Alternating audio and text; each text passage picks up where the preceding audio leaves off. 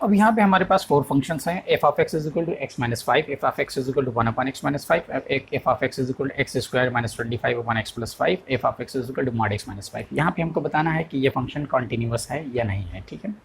इसके कॉन्टीन्यूअस के बारे में बताना, कंटिन्यूटी के बारे में बताना है। तो अब देखिए, हम फंक्शन का डोमेन अगर फाइंड करें, ये एक पॉलिनोमियल फंक्शन है। फर्स्ट क्वेश्चन मैं ले रहा हूँ यहाँ पे, तो x बिलोंग्स टू r, ठीक है। F of X is equal to X minus 5, ठीक। ये पॉलिनोमियल फंक्शन है, तो पॉलिनोमियल फंक्शन का जो डोमेन होगा वो x बिलोंग्स टू r, यानी कि इसका real number set of real number इसका डोमेन हो जाएगा। अब अगर इसकी कंटिन्यूटी की बात करेंगे तो x यहाँ पे कुछ भी हो सकता है। हमने लिया at x is equal to c, ठीक है। अब c क्या है? c is a real number. अब सबसे पहले हम ये देखें कि एफ ऑफ सी की वैल्यू क्या होती है। तो एफ ऑफ सी की वैल्यू हो जाएगी c माइनस 5। फिर उसके बाद हम ये देखें कि limit x tends to c, ठीक है। इस पॉइंट c पे फंक्शन की लिमिट क्या होगी? तो फंक्शन की लिमिट अगर हमें फाइंड करना है तो limit x tends to c, F of x क्या है? x माइनस 5 है। फंक्शन की लिमिट हमको डायरेक्ट मिलेगी c माइनस 5, ठीक। तो यहाँ पे हम देख रहे हैं कि एफ ऑफ सी फंक्शन की वैल्यू और फंक्शन की लिमिट सेम पॉइंट पर इक्वल है। तो हम यहाँ पे लिखेंगे कि since limit x tends to c, F of x is equal to F of c, function की लिमिट एट c और फंक्शन की वैल्यू एट c दोनों इक्वल है। Therefore f of x is continuous for all c belongs to r, यानी कि, ठीक है, यानी c की सभी वैल्यू के लिए ये फंक्शन क्या होगा? कंटिन्यूअस होगा। और c क्या है? Real number. तो इसका मतलब ये हुआ कि किसी भी रियल नंबर के लिए ये फंक्शन कंटिन्यूअस हो सकता है, ठीक। तो सबसे पहले हम क्या करेंगे, हम एक पॉइंट लेंगे, पॉइंट पर फंक्शन की वैल्यू फाइंड करेंगे और उसके बाद उसी पॉइंट पर फंक्शन की लिमिट फाइंड करेंगे, ठीक। अब ये दोनों इक्वल होना चाहिए। तो ऐसे ही सभी क्वेश्चन में करेंगे। अब देखिए सेकंड क्वेश्चन के लिए सेम थिंग, ठीक। आइए देखिए सेकंड क्वेश्चन में मैंने कहा कि F of X is equal to 1 upon X minus 5। अब यहाँ पे डोमेन क्या होगा? x belongs to r minus 5, ठीक है। 5 नहीं होना चाहिए क्योंकि ये रेशनल फंक्शन है। यहाँ पे डिनोमिनेटर 0 हो जाएगा और फंक्शन अनडिफाइंड हो जाएगा। तो अब यहाँ पे हमने एक पॉइंट लिया, let x is equal to c, और c क्या है? c belongs to r minus 5, ठीक। ना सबसे पहला काम हम फंक्शन की वैल्यू फाइंड करेंगे, तो 1 अपॉन c माइनस 5 ये हो गया। फिर दूसरा हमारा स्टेप ये होगा कि हम इसी पॉइंट पर फंक्शन की लिमिट फाइंड करेंगे। तो यहाँ पे हो जाएगा limit x tends to c, F of x क्या है? 1 अपॉन x माइनस 5, ठीक है। तो ये हो जाएगा 1 अपॉन c माइनस 5। तो फंक्शन की वैल्यू और फंक्शन की लिमिट दोनों इक्वल है। तो हमने कहा कि since limit x tends to c, F of x is equal to F of c, then F of x is continuous for all, ठीक है, continuous for all c belongs to r minus, अब यहाँ पे क्या हो जाएगा? 5 हो जाएगा, ठीक है, r माइनस 5, ठीक। इसको मैं नीचे लिख दे रहा हूँ, for all c belongs to r minus 5। इसका मतलब ये हुआ कि ये फंक्शन कंटिन्यूअस है सभी पॉइंट के लिए, सिर्फ 5 को छोड़ करके, क्योंकि 5 इसके डोमेन में नहीं है, ठीक। तो किस तरीके से कंटिन्यूटी हम चेक करते हैं? हमने एक पॉइंट लिया, वो पॉइंट कुछ भी हो सकता है, कोई भी रियल नंबर हो सकता है। उस पॉइंट पे फंक्शन की वैल्यू और फंक्शन की लिमिट फाइंड किया, दोनों हमको क्या मिल गया? इक्वल मिल गया। ओके, चलिए अब इसके बाद आगे देखते हैं हमारा थर्ड क्वेश्चन क्या है?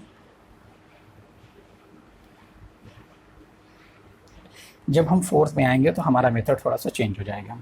थर्ड में हम आते हैं। पहले देखिए, थर्ड में हमने लिया F of X is equal to X square minus 25 upon X plus 5, ठीक। अब यहाँ भी क्या होगा?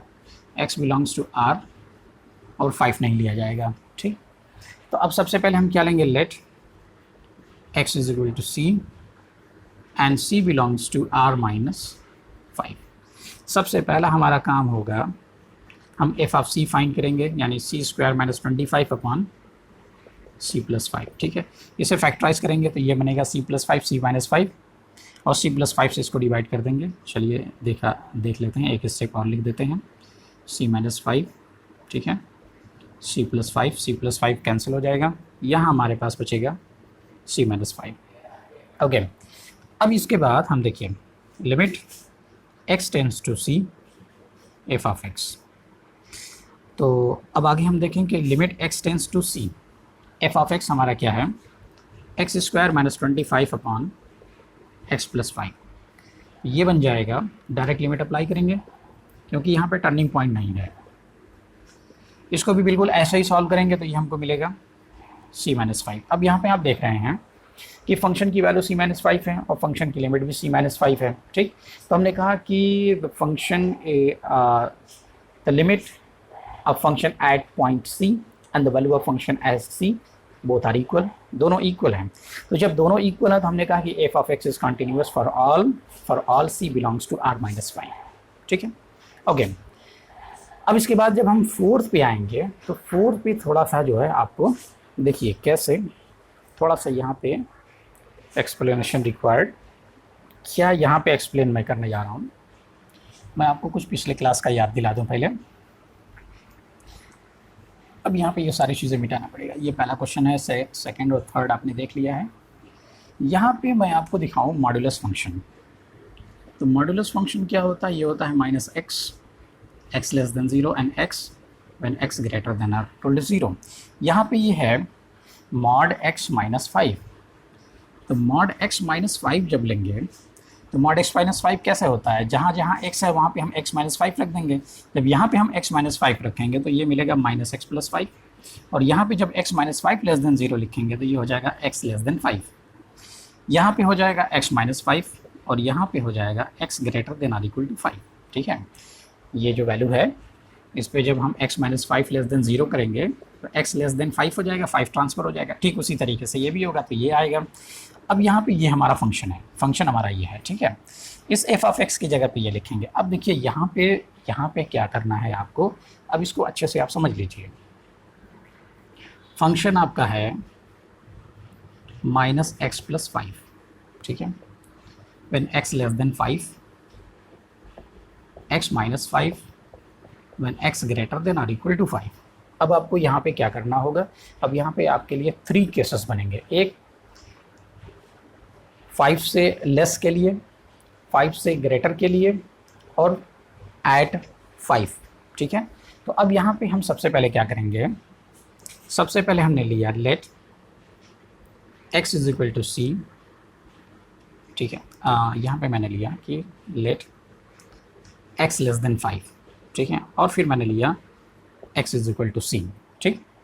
तो अब यहाँ पे जो c होगा वो लेस देन 5 होगा क्योंकि x को मैंने 5 से लेस लिया। तो सबसे पहला काम ये है, मैं यहाँ पे फंक्शन की वैल्यू फाइंड करूँ f ऑफ c। तो अब ये c 5 से लेस है तो वो यहाँ पे रखा जाएगा, ये हो जाएगा माइनस सी प्लस फाइव। और उसके बाद अब इस पर लिमिट फाइंड करेंगे। देखिए अब limit x tends to c f of x। तो limit x tends to c, अब यहाँ पे जो f ऑफ x लिया जाएगा वो f ऑफ x क्या होगा, ये x लेस देन 5 है। तो जब x लेस देन 5 है तो ये फंक्शन काम करेगा। तो हम f ऑफ x की जगह पे ये लेंगे, यानी माइनस एक्स प्लस 5 लेंगे, ठीक। अब इसको देखिए, जब हम लिमिट अप्लाई करेंगे तो ये हो जाएगा माइनस सी प्लस 5, ठीक। अब यहाँ से आपको दिख रहा है, एक एक स्टेप आप देखते जाएंगे, ठीक है। अब देखिए यहाँ पे ऐसे लिखेंगे, देखिए F of C minus C plus 5 है और लिमिट माइनस सी प्लस 5 है। तो limit x tends to C F of X is equal to F of C. Function की वैल्यू और फंक्शन की लिमिट इक्वल है। ये आपका केस फर्स्ट हो गया, इसको लिखेंगे फर्स्ट केस, ठीक है। फर्स्ट केस में क्योंकि यहाँ पे ये जो मॉडुलस फंक्शन है, ये मॉडुलस फंक्शन 3 पार्ट पे डिवाइड हो जाएगा, ठीक है, डिवाइडेड इनटू 3 पार्ट्स। ये 5 है तो x less than 5, x greater than 5 and x is equal to 5, ठीक। तो हमको जब भी ऐसा फंक्शन बनेगा कि इस फंक्शन के अंदर मल्टीपल फंक्शंस हो जाएंगे, तो जब मल्टीपल फंक्शन हो जाएंगे तो उसे हम ब्रेक करके उसकी कंटिन्यूटी चेक करेंगे। ठीक है। अब इसके पहले जो क्वेश्चन हमारा था वहाँ पे ये जो टर्निंग पॉइंट, इसको आप बोल लीजिए कि ये टर्निंग पॉइंट है, ठीक है। 5 के पहले कुछ और फंक्शन है, 5 के बाद कुछ और फंक्शन है, 5 पे कुछ और फंक्शन है, ठीक। तो 5 क्या है, 5 टर्निंग पॉइंट है, ठीक। इसके पहले और इसके बाद में फंक्शन की डिफिनेशन चेंज हो जा रही है। इसके पहले जो हमारे पास 3 क्वेश्चन थे उसमें कोई टर्निंग पॉइंट नहीं था। उस पॉइंट के पहले अगर हम कोई भी पॉइंट वहाँ पे लेते हैं तो उस पॉइंट के पहले और उसके बाद में फंक्शन जैसा था, ठीक है, यानी उसके लेफ्ट में और उसके राइट में फंक्शन की डिफिनेशन नहीं चेंज हो रही है। लेकिन यहाँ पे देखिए 5 है, 5 के लेफ्ट में और 5 के राइट में, 5 के लेफ्ट में ये फंक्शन है और 5 के राइट में ये फंक्शन है। तो अब यहाँ पे आपके पास 3 केसेस हो जाएंगे कि एक बार आपको लेफ्ट में चेक करना पड़ेगा, एक बार आपको राइट में चेक करना पड़ेगा और एक बार ठीक उसी पॉइंट पे चेक करना पड़ेगा, ठीक है। तो जैसे आपने लेफ्ट में चेक किया तो लेफ्ट में, अब लेफ्ट में अगर हम कहीं भी कोई पॉइंट लेते हैं, सपोज सी लेते हैं, यहाँ पे लेफ्ट में हमने सी लिया तो सी के राइट में और सी के लेफ्ट में सेम फंक्शन है, ठीक है। यानी यहाँ से लेकर के यहाँ तक, यहाँ से लेकर के माइनस इनफाइनाइट से लेकर के 5 तक ये फंक्शन काम करेगा। तो अगर हम कोई भी पॉइंट लेते हैं तो उस पॉइंट के लेफ्ट और राइट में सेम फंक्शन होगा, तो हम वहाँ पे डायरेक्ट लिमिट हम अप्लाई करेंगे, यानी कि डायरेक्ट लिमिट हम वहाँ पे कैलकुलेट करेंगे। ओके, चलिए अब देखिए, आपने केस फर्स्ट देखा, केस फर्स्ट में सी पे ये फंक्शन कंटिन्यूअस है। अब हम आते हैं केस सेकेंड, ठीक है। तो मैं इस क्वेश्चन को आगे लेके चल रहा हूँ। अब यहाँ पे देखिए, यहाँ पे हम इस केस में आते हैं कि x ग्रेटर देन 5 और x इज इक्वल टू सी मान लिया हमने। तो फिर यहाँ भी हम क्या करेंगे कि एफ ऑफ सी और फंक्शन की लिमिट फाइंड करेंगे। तो अगर हम यहाँ पे एफ ऑफ सी फाइंड करते हैं तो एफ ऑफ सी यानी कि 5 से ग्रेटर है तो हम यहाँ पे रखेंगे, ये हो जाएगा c माइनस 5। एक तो हो गया हमारा। फिर उसके बाद जब हम आएंगे limit x tends to c F of X, ठीक है। अब ये जो c है ये 5 से ग्रेटर है तो फंक्शन हमारा ये होगा, यानी हम 5 के राइट में हैं। इस वक्त हमारा जो c है वो 5 के राइट में है, तो ये हो जाएगा limit x tends to c यानी x माइनस 5। अब हम c की वैल्यू जब हम रखेंगे तो हमको मिलेगा c माइनस 5। अब यहाँ पे देखिए एफ ऑफ c माइनस 5 है और लिमिट भी c माइनस 5 है, तो हम कह सकते हैं कि फंक्शन की लिमिट और फंक्शन की वैल्यू दोनों इक्वल है, ठीक है। किसके लिए, x ग्रेटर देन 5 के लिए, ठीक। x लेस देन 5 के लिए हो गया, x ग्रेटर देन 5 के लिए हो गया। अब हम 5 पे आते हैं। अब यही चीज़ आपको समझना है कि जब हम टर्निंग पॉइंट पे आएंगे तब वहाँ पे कंडीशन क्या हो जाएगी, ये चीज़ आप याद रखिएगा। जैसे ही हम थर्ड केस में आएंगे, ठीक है। देखिए आपका क्वेश्चन नंबर 1, 2 और 3 बहुत आसान था, लेकिन क्वेश्चन नंबर 3 देखिए उसका जो लास्ट क्वेश्चन है 4 कितना लंबा जा रहा है। अब जैसे ही हम 5 पे आएंगे तो आप याद रखिएगा कि जब टर्निंग पॉइंट आता है तो टर्निंग पॉइंट के लेफ्ट और राइट में जस्ट लेफ्ट और जस्ट राइट में फंक्शन की डेफिनेशन चेंज हो जाती है। तो जब फंक्शन की डेफिनेशन चेंज हो जाती है तो इसका मतलब ये हुआ कि अब यहाँ पे आपको लेफ्ट हैंड लिमिट और राइट हैंड लिमिट अप्लाई करना है। देखिए यहाँ पे जो सी लिया था, इस सी के लेफ्ट में और सी के राइट में सेम फंक्शन है, ठीक है, क्योंकि 5 से पहले यही फंक्शन काम करेगा, यानी माइनस एक्स प्लस 5 यहाँ से लेकर के इनफाइनाइट तक है। तो अगर 5 से पहले हमने c लिया तो c के लेफ्ट में और c के राइट में सेम फंक्शन है, तो यहाँ पे हमें लेफ्ट हैंड लिमिट और राइट हैंड लिमिट लेने की ज़रूरत नहीं है। अब देखिए 5 के राइट में जाएंगे तो हमारा जो फंक्शन है वो x माइनस 5 है, ठीक है, यहाँ से लेकर के इनफाइनाइट तक। तो अगर हमने पॉइंट यहाँ पे c लिया है तो c के राइट में और c के लेफ्ट में सेम फंक्शन है, ठीक है। इसके इधर आएंगे तो भी फंक्शन हमको यही मिलेगा और इसके राइट में जाएंगे तब भी हमको x माइनस 5 ही मिलेगा। तो इसका मतलब ये होगा कि इस c पे और यहाँ पे ये जो c लिया था, दोनों c पे हमको लेफ्ट हैंड लिमिट और राइट हैंड लिमिट निकालने की ज़रूरत नहीं है। लेकिन जैसा ही हम 5 पे आते हैं तो 5 के राइट में x माइनस 5 है और 5 के लेफ्ट में माइनस एक्स प्लस 5 है। इसका मतलब ये हुआ कि अब यहाँ पे आपको लेफ्ट हैंड लिमिट और राइट हैंड लिमिट निकालना ही पड़ेगा।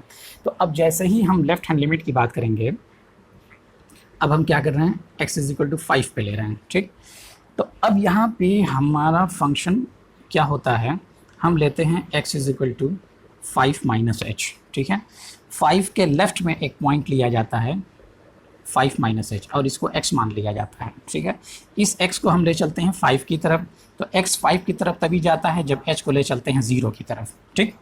तो अब इसे हम फंक्शन में रखेंगे क्योंकि हम 5 के लेफ्ट में हैं, तो 5 के लेफ्ट में है ये फंक्शन काम करेगा। तो इस वक्त हमारा जो एफ ऑफ एक्स बनेगा वो एफ ऑफ एक्स ये बनेगा, यानी कि माइनस 5 माइनस एच प्लस 5, ठीक है, -5 और ये 5 कैंसिल हो गया, तो एफ ऑफ एक्स जो हमको मिलेगा वो एच मिलेगा, ठीक। अब यहाँ पे हम लिमिट अप्लाई करते हैं, लिमिट क्या अप्लाई करते हैं, h tends to 0 F of X, और यहाँ पे भी हम लिमिट अप्लाई करते हैं h टेंस टू 0 h, तो ये वैल्यू 0 होगी क्योंकि h टेंस टू 0 है तो h की वैल्यू 0 होगी। अब हम देखिए राइट हैंड लिमिट कैसे निकालते हैं, राइट हैंड लिमिट में आएंगे तब यहाँ पे हमको रखना होता है,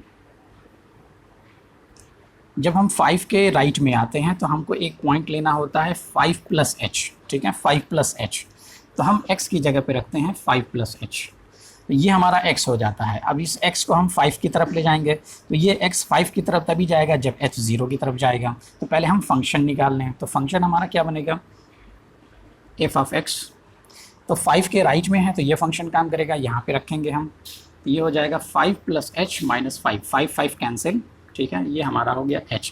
अब यहाँ पे जब हम लिमिट अप्लाई करते हैं, limit h tends to 0 F of x और limit h tends to 0 h, ये वैल्यू 0 होगी। अब यहाँ पे आप देखिए लेफ्ट हैंड लिमिट 0 है, राइट हैंड लिमिट 0 है, तो हम यहाँ पे बोलेंगे कि देयरफॉर, या ये कहेंगे कि since left hand limit and right hand limit both are equal, therefore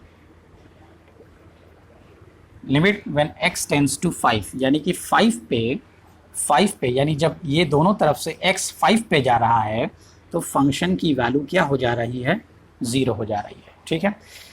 तो अब ये हमने फंक्शन की लिमिट फाइंड की, कहाँ पे, 5 पे, ठीक।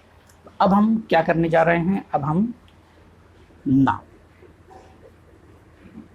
एफ ऑफ 5 यानी फंक्शन की वैल्यू फाइंड करेंगे, तो 5x इज इक्वल टू 5 के लिए ये फंक्शन काम करेगा, तो यहाँ पे हो जाएगा 5 माइनस 5, तो 5 माइनस 5 हो जाएगा 0। अब यहाँ पे देखिए फंक्शन की लिमिट 0 है, फंक्शन की वैल्यू भी 0 है, ठीक। तो आगे हम बोलेंगे, ये आप समझ गए हैं, इसे मैं मिटा दे रहा हूँ। तो अब देखिए हमारा केस थर्ड क्या है, now limit x tends to 5 F of x and F of 5 पे फंक्शन की लिमिट और 5 पे फंक्शन की वैल्यू इक्वल है, इसका मतलब ये हुआ कि 5 पे ये फंक्शन कंटिन्यूअस है। अब यहाँ पे देखिए 5 पे फंक्शन कंटिन्यूअस है, 5 के पहले कंटिन्यूअस है, 5 के बाद कंटिन्यूअस है, इसका मतलब ये हुआ कि from case first second and third, from case first second and third f of x is continuous for all x belongs to R, ठीक है। 5 के पहले यानी माइनस इनफाइनाइट तक, 5 के बाद यानी प्लस इनफाइनाइट तक, और 5 पे भी, तो हम कह सकते हैं कि माइनस इनफाइनाइट से प्लस इनफाइनाइट तक ये वैल्यू कंटिन्यूअस होगा, ठीक है। 5 के पहले कंटिन्यूअस है, 5 के बाद में कंटिन्यूअस है, 5 पे भी कंटिन्यूअस है, इसका मतलब ये हुआ कि माइनस इनफाइनाइट से लेकर के प्लस इनफाइनाइट तक कंटिन्यूअस है, यानी सभी रियल नंबर के लिए ये फंक्शन कंटिन्यूअस होगा, ठीक। तो अब यही जो लास्ट क्वेश्चन है इसी को आप अच्छे से समझ लीजिए, ठीक है, क्योंकि फंक्शन के अंदर अब मल्टीपल फंक्शंस आएंगे, वहाँ पे टर्निंग पॉइंट होगा।